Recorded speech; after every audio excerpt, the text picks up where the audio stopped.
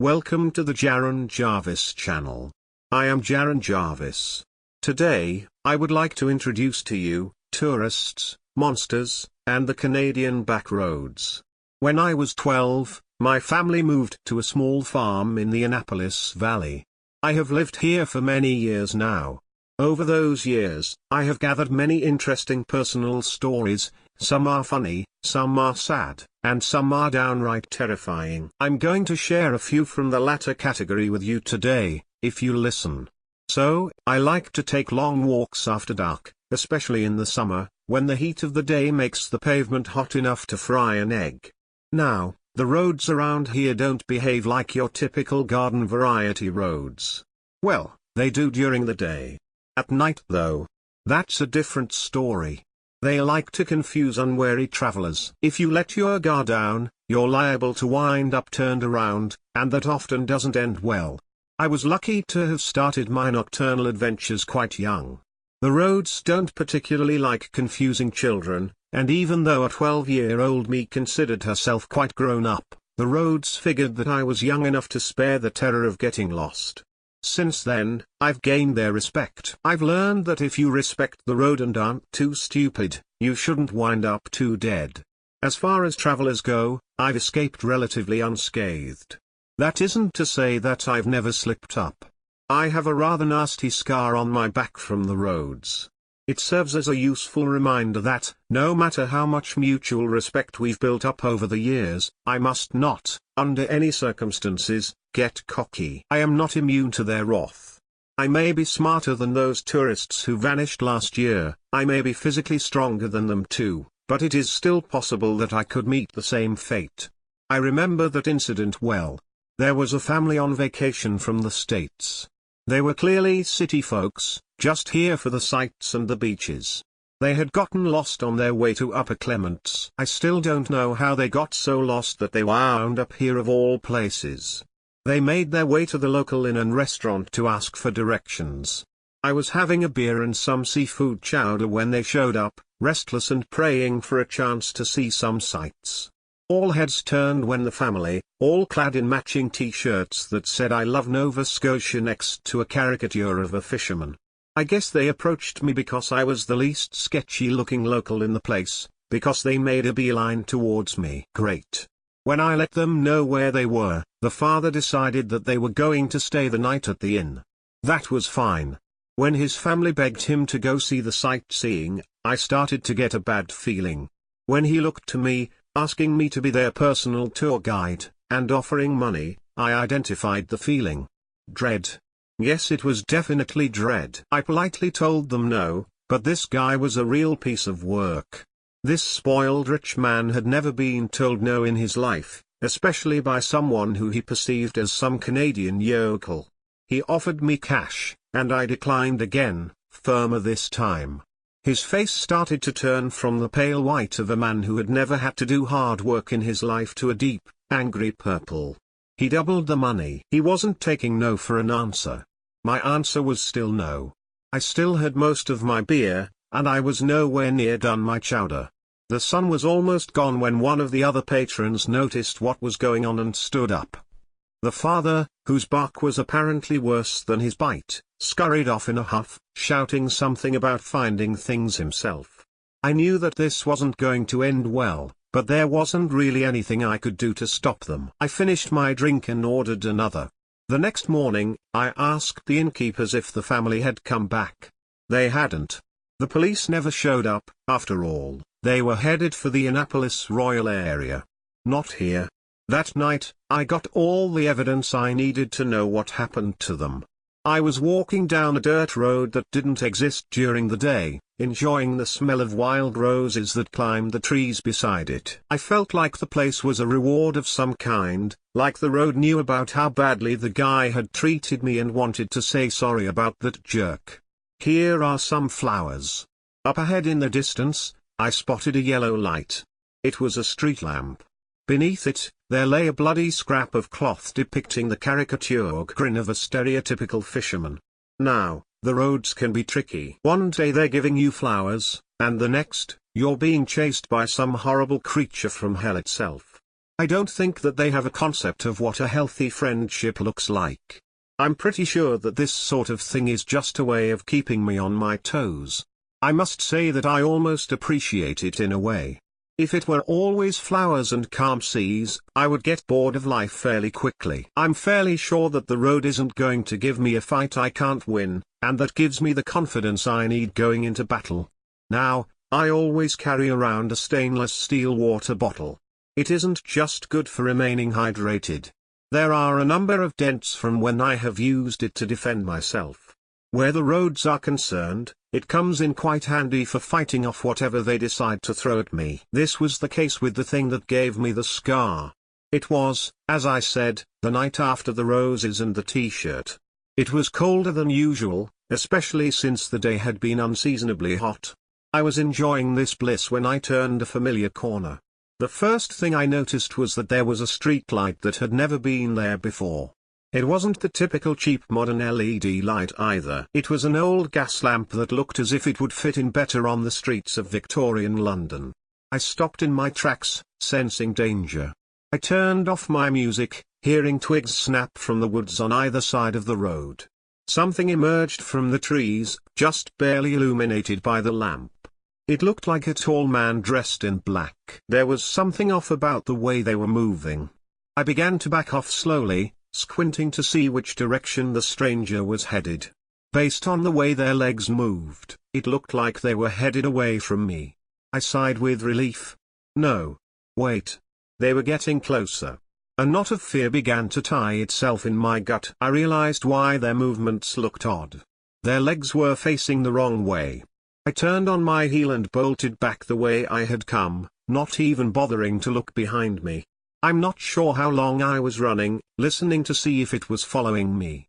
The world was silent except for my heavy breathing. I started to slow down at the top of a small hill, figuring that it was just a little scare. I turned to look behind me and nearly had a heart attack. It was at the bottom of the hill, walking towards me at a leisurely but fast pace. It was far too tall to be a human. I couldn't make out any features on the thing, except for its nasty claws. It was gaining fast, so I bolted. I rounded a bend that I knew would lead me to the highway and home, only to see that the dirt road now led to a sheer 10-foot drop onto the beach. This was impossible, but I was used to that by now. Without even thinking twice, I vaulted over the edge and onto the coarse sand. It was high tide, and the water only left around 2 meters of sand from the waves. To make matters worse, the water was rising. I quickly realized that I had two options. I could either fight a thing that I had little chance of beating, or I could swim for it. I looked down at my bottle. It was a fine weapon in most cases, but it seemed a bit lacking considering the scale of the beast. I ran for the water. The second my sneaker touched the waves, I knew what I was expected to do. The ocean was almost as cold as it is in winter, so cold that it can freeze your flesh off at times. Salt water has a lower freezing point than fresh water, so it gets outrageously cold. It looked like I was fighting after all. I held my bottle at the ready, hoping to get a headshot and somehow get it into the water. I waited there for what must have been at least 20 minutes. It didn't show up. Soon, the water was lapping at my heels, and I knew that I needed to climb back up. I poked my head above the cliff, noting that the coast was clear. Something told me that it was hiding just out of my line of sight. Unfortunately, I didn't exactly have a choice. I climbed up, vigilant for the thing that was surely hiding in the dark. Once I was atop the cliff, I slowly made my way to the top of the hill, clinging to the shadows by the side of the road. I expected it to be stalking the middle of the road. Stupid. A twig snapped from the trees beside me. I barely had time to process the sound before the thing sprung from the trees. I swung blindly, striking it in the head. This only seemed to anger the thing. It struck out with its claws, slashing my back. I managed to duck under its second strike, rolling between its legs. It was strong, but slow and uncoordinated. I knew that my only option was to get it in the water. I sprung to my feet and made a break for the cliff. I looked behind me to see it running at top speed. It still wasn't as fast as I was, but it would certainly fly off the cliff at that pace. I slowed down, letting it get less than a meter away from me. At the last second, I hit the ground. It tried to stop, but its momentum carried it over the edge and into the freezing water. I heard a great splash, and a horrible shriek of pain and terror. I looked over the edge to see it flailing in the water. The tide wasn't too high, but it was cold enough to burn. I could see patches of pale grey spreading across wherever the water hit. It wouldn't last long. When I got home, I treated my wound. The roads didn't test me again for a long time. They don't do it very often. It was smooth sailing for quite a while. They actually adjusted the temperature so that it wouldn't be so hot all the time. I had earned their respect yet again. The thing about respect is that if an outside force tries to attack me, they will fiercely protect me. This was the case with yet another group of American tourists. Now, the group of frat guys had come up to me in the local pub, around a kilometer away from the inn. They were on their way to rent a cabin a few minutes away. They all offered to buy me drinks, and when I ignored them, they left with insults and threats of violence. I ignored them, but I was wary as I made my way home. As I was walking, an obnoxiously masculine-looking car sped over a hill ahead of me. It was playing some loud modern music. The kind with all of the bass and digital tones. I noticed that it was driven by the frat brothers, all of whom had been drinking heavily. They turned the high beams on and honked the horn at me. I managed to jump out of the way as the car sped onto the shoulder of the narrow road. They were leaning out of the windows and screaming vulgarities at me, mostly about various disgusting acts that I will not repeat here for the sake of politeness. Great, now they were drunk and distracted. The police never go out onto the roads after dark, so I would have to deal with an entire car full of drunk and stupid by myself. I thanked myself internally for the large hunting knife I had started carrying after the creature incident. As I watched, I saw the car hit a pothole that hadn't been there before. It was quite the pothole too. Even for Nova Scotia. In fact, it was so large that one of the car's axles snapped right in two. The drunken party stumbled out of the car, swearing and growing increasingly furious.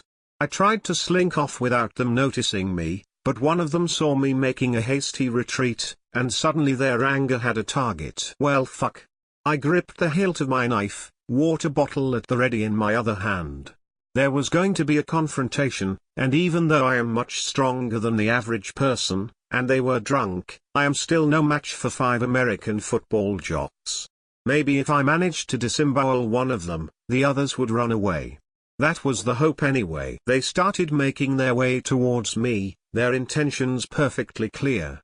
In their eyes, I was the bitch who wrecked their car and wouldn't give them what they wanted. I wasn't going to live to see another day, as far as they were concerned. They assumed that I was unarmed. This would work to my advantage. They weren't expecting any fight at all. Turns out I didn't even need a knife. As they began their approach, there was a sound like an earthquake, and the pothole began to get bigger. Nope, not a pothole, it was a sinkhole. They heard the sound, turning to see the ground beginning to cave in. I saw the confusion and terror twist their smug faces as they fell. I heard them scream as they hit the bottom with a splash. I casually walked up to the edge, looking down. They were panicking, sitting in around a foot of filthy water. One of them had a broken leg, and he was crying. I let out a chuckle, and they saw me. They started screaming for help. I laughed harder. They didn't notice what was in the water with them. It was too funny. I had to point it out. When they saw the horrible thing, their screams became shriller. I sat on the edge and watched as they tried in vain to fight off the irate beast they had disturbed. It had more mouths than I could count, each resembling that of a lamprey. Its tentacles were barbed and flailing. It looked more like frat boys in a blender than anything else. The water was more of a thick red soup by the time it was done with them. The thing slurped up the thick crimson mush like a puppy eating gravy. I thanked the roads for the show before heading home. Nobody messes with me and lives to tell the tale. These aren't the only strange things that have happened here. I have many more tales to recount about this strange place. For now though, I'll leave you with this. Please be careful if you plan to wander the back roads of Nova Scotia after dark. I have built respect from this place for years, and it still isn't entirely safe. If you aren't too stupid, you should be fine. Just don't get lost.